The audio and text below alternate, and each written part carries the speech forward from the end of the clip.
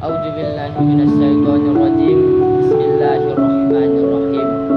Assalamualaikum warahmatullahi wabarakatuh. Perkenalkan, nama saya Berlis Teguh, Fakultas Dakwah dan Komunikasi, Prodi Manajemen Dakwah.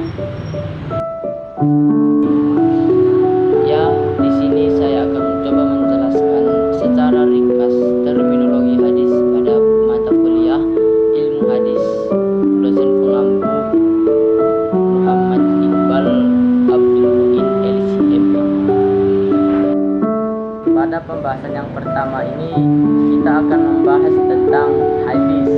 Kata hadis bentuk jamak dari al-hadis kudusan. Secara etimologi merupakan isim masdar dari kata kerja hadasa yahdusu hadisan, yang berarti komunikasi, cerita, dan percakapan, baik dalam konteks agama maupun duniawi, atau dalam konteks sejarah atau peristiwa dan kejadian aktual.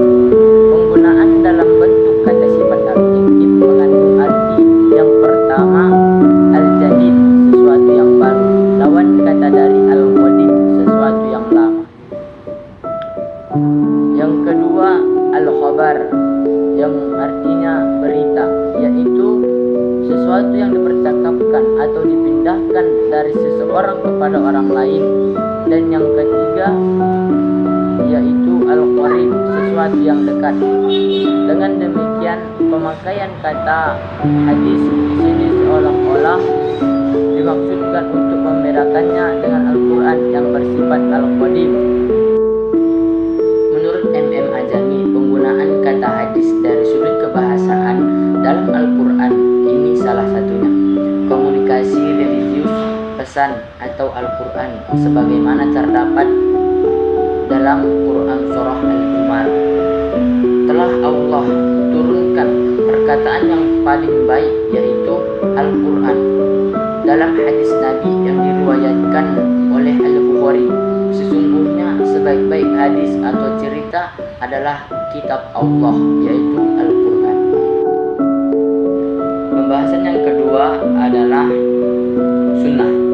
Sunnah secara etimologi berarti jalan yang lurus dan berkesinambungan, yang baik maupun yang buruk, sebagaimana yang dapat dilihat dari perkataan Rasul yang artinya, barang siapa yang merintis suatu jalan yang baik, maka ia akan memperoleh pahalanya dan juga pahala orang yang mengamalkannya yang sesudahnya. Tidak mengurangi, yang demikian itu akan pahala merasa sedikit pun. Dan siapa yang merintis jalan yang buruk, ia akan menerima dosanya dan dosa orang yang mengamalkan tanpa mengurangi dosanya sedikit.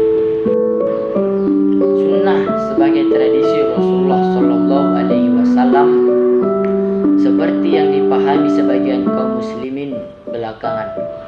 Pada mulanya adalah perilaku aktual Nabi yang berulang dilakukan secara diam-diam, atau bahasa modernnya yaitu non-verbal. Karena kelaziman perilaku itu didemonstrasikan oleh Nabi, maka ia menjadi tradisi yang hidup dan secara informal dikembangkan dan diikuti oleh para sahabat. Maka dilihat dari aspek sosiologi, sebenarnya kelaziman secara informasi oleh sahabat-sahabat itu sendirilah yang mengkristalkan kebiasaan Nabi menjadi tradisi sehingga disebut sunnah.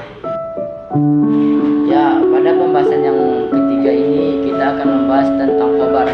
Khobar menurut bahasa yang berarti al-naba, sedangkan menurut istilah ada beberapa pendapat, yaitu yang pertama, khobar adalah sinonim dari hadis, yaitu sesuatu yang disandarkan kepada Nabi Shallallahu Alaihi Wasallam dari segi perkaitan, perbuatan, takrir, dan sifat.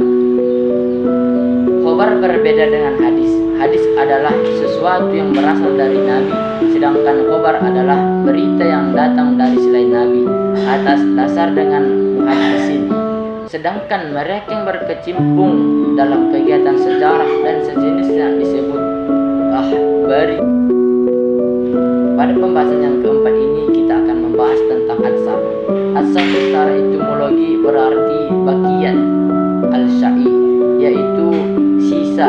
atau peninggalan sesuatu.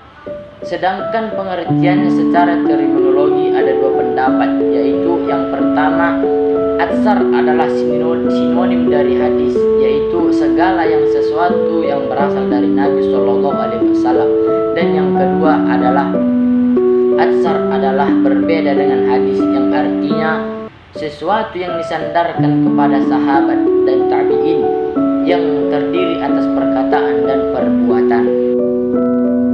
Ya, pada pembahasan yang selanjutnya kita akan membahas tentang kedudukan dan fungsi hadis.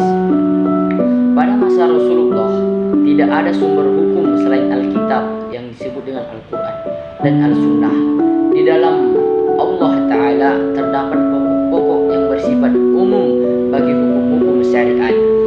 Tanpa pemaparan rincian keseluruhannya, ada pencabangannya kecuali yang sejalan dengan pokok-pokok yang bersifat umum itu, yang tidak pernah berubah oleh bergulirnya waktu dan tidak berkembang lantaran keragaman manusia dan lingkungan dan tradisi masing-masing semua. Tetapi begitu hingga Al-Quran melariskan gerakan humanitas yang menyeluruh dan kemajuan intelektualitas masyarakat serta menyebarkan keadilan dan kebahagiaan di setiap masa. Al-Quran tetap menjadi penuntun kebaikan masyarakat meski bagaimanapun kondisi lingkungan dan tradisinya, umat manusia dapat menemukan di dalamnya ajaran yang dapat memenuhi kebutuhan pembentukan hukum untuk mencapai kedinamisan dan kemajuan. Di samping itu, kita juga bisa menemukan di dalamnya ajaran akidah, ibadah, kisah-kisah umat masa lampau, etika umum dan akhlak. Dalil tentang kehujjahan hadis ada 5. Yang pertama, Al-Quran Al-Karim. Yang kedua, hadis-hadis Nabi Sallallahu Alaihi Wasallam. Yang ketiga, ijma'. Yang keempat, pandangan ahli al-ra'i. Yang kelima, pandangan para fuqaha. Ya, terima kasih. Cukup sekian yang bisa saya sampaikan.